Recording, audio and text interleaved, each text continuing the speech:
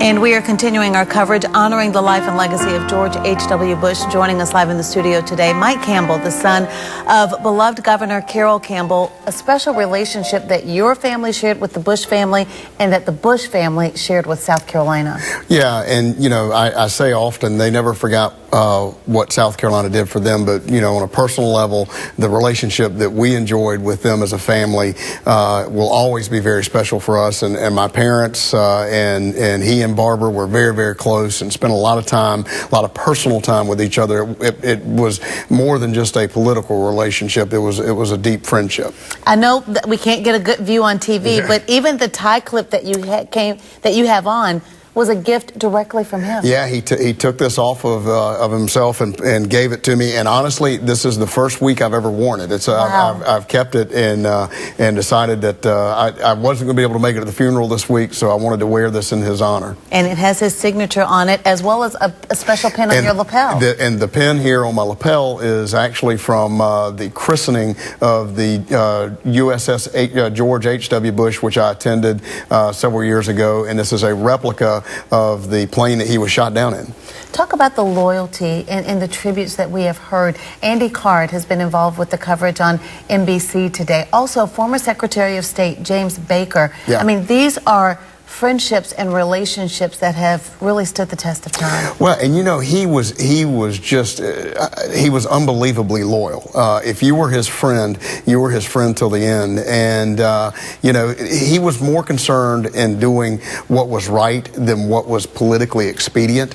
And a lot of that had to do with that loyalty, because there were times that people tried to get him to do something that may have made him go against a friend or somebody that he cared about, and he wouldn't go along with it, even if it was in his best political interest. And you know, as we've watched the events over the last several days, it is not lost upon me that his family really is the most perfect tribute to his life of service. Absolutely. They have carried out a really special service of honor and duty and respect in allowing our country to really take some time to mourn this loss, to grieve with them. And I don't think, Mike, they've really had a chance to really grieve this loss and process it just yet. And they probably won't for a little while, and it will hit them soon. You know, as we've talked about, I went through kind of a similar situation with Dad's passing, certainly not on this scale, but having to do it on a very public stage, of having a state funeral and having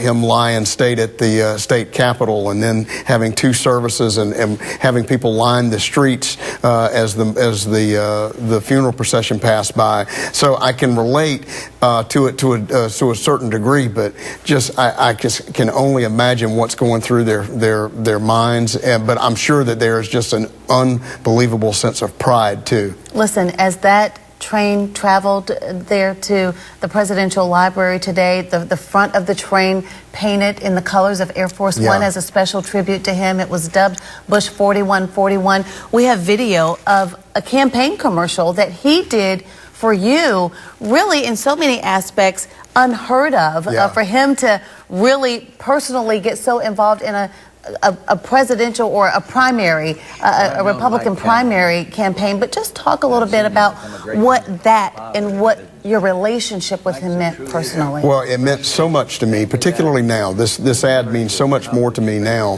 Not that I wasn't deeply honored at the time, but this was very rare for him to get involved with a primary, particularly, and this was, from what I understand, is one, if not the only time, if not the only time he had done so in a lieutenant governor's primary. But he cut that for me in 2006 when I ran for lieutenant governor, and I can remember a phone call I had from him shortly after the campaign was over, and I answered the phone. Is it Mike? George Bush here, and you got a minute? Like I'm going to tell him no. But I said, yes, sir. And he said, you know, he said, doggone it, you came up a little short this time, but you know, I've lost some campaigns in my day. And he said, you know, you need to stay in there and keep fighting and that sort of thing. But it meant so much to me that he would take the time after that. But that ad I will forever cherish, because that was the last thing that he did politically in the state of South Carolina for anyone in the state of South Carolina, and other than obviously supporting his two sons in their runs for president. But actually for him, that meant a lot to me. I'm sure it did, and I'm sure it will for a lifetime. Yeah. Just as all of the tributes pouring in to honor his life will mean to the Bush family. Thank you for being here with us. Mike is going to stay with us throughout the evening as we continue our tribute to the life and legacy and service of President George H.W. Bush. Right.